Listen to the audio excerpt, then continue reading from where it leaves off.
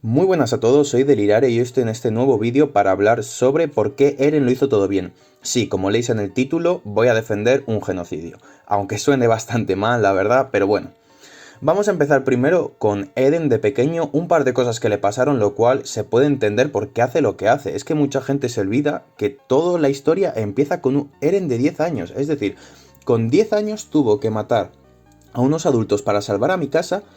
Perdió a su madre frente a unos monstruos humanoides que se la comieron en su cara y posteriormente se transforma en uno de ellos, es decir, se transforma en un titán sin saber por qué. En esas personas que odiaba porque mataron a su madre, se transforma en ellos. Y luego ocurre una cosa mucho más importante, y es que cuando toca historia, tiene la capacidad de ver el futuro, de ver lo que va a pasar y se entera de qué son los titanes, se entera de quiénes son realmente los enemigos, es decir, esa libertad que busca se da cuenta que no puede encontrarla. ¿Por qué?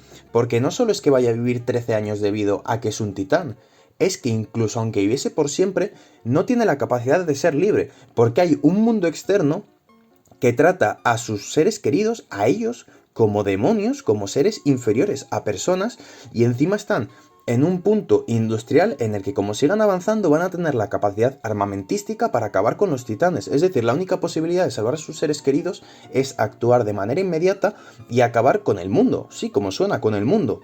Y habrá gente que dirá, no hombre, pero Delirare, ¿cómo vas a apoyar que acaben con todo el mundo en vez de simplemente perder a sus seres queridos y salvar a billones de personas? A ver, me parece bastante obvio que aunque es cierto que el mundo es el conjunto de personas que viven en él, al final tu vida la vives tú como centro del mundo. Es decir, al final tu mundo eres tú, las personas que te rodean y la visión que tienes de las cosas que suceden alrededor. Y esto se ve diariamente en la vida real. Porque, por ejemplo, ahora mismo el ejemplo de Palestina e Israel que están en guerra, luego gente que está muriendo constantemente, tú, por ejemplo, duermes perfectamente bien por las noches, aun sabiendo que hay gente que se muere de hambre, gente que muere por guerras, gente que muere por vejez, gente que muere por muchas cosas. Es cierto que no es lo mismo que Eren, porque Eren actúa de manera activa en matar a gente, no es como nosotros que no actuamos de manera activa, simplemente sabemos qué pasa, pero no hacemos más. Sé que son cosas distintas, pero aún así tienes que entender que me parece normal, y de hecho lo defiendo como estoy diciendo, el hecho de que Eren prefiera, obviamente, salvar a sus seres queridos aun acabando con el resto. Bueno, he dejado aquí un pequeño parón para deciros eso, que hay un pequeño spoiler ahora. Si no os habéis visto, obviamente, el final del manga o del anime que acaba de salir, o bueno, lo que sea. Voy a hablar sobre una escena en concreto que me ha molestado bastante cuando mucha gente ha hablado de ello, y es cuando a Eren se le ve llorar cuando habla con Armin, diciendo que quiere pasar toda su vida con Mikasa, pero que no puede. Y hay gente diciendo, joja, yo está ahí llorando como desde el principio de la obra, no sé qué. A ver, tenéis que entender que Eren es un chaval que tiene 19 años aún, y ha pasado toda su pubertad sin poder vivir. O sea, su vida ha consistido en planificar todo de tal forma que tenga la capacidad de proteger a sus seres queridos. Es decir, su vida, a partir de los 10 años y de la muerte de su madre, ha sido prácticamente una batalla constante por la supervivencia. O sea, tuvo que dejar de lado esa libertad que siempre añoraba, porque es que ni siquiera iba a tener la capacidad de estar vivo para disfrutarla.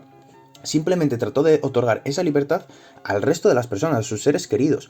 Por eso me parece normal que lo haga. Y luego cuando llora, pues obviamente me parece normal. Cuando dice, no, es que le gustaría pasar tiempo con mi casa. Obviamente la ama, pero no puede decirlo ni tratarlo de manera distinta porque sabe que en el futuro mi casa va a ser el que va a tener que acabar con Eren de manera final. ¿Para qué? Para que ellos sean vivos. Y luego también contar del final. El final también me parece perfecto. ¿Por qué?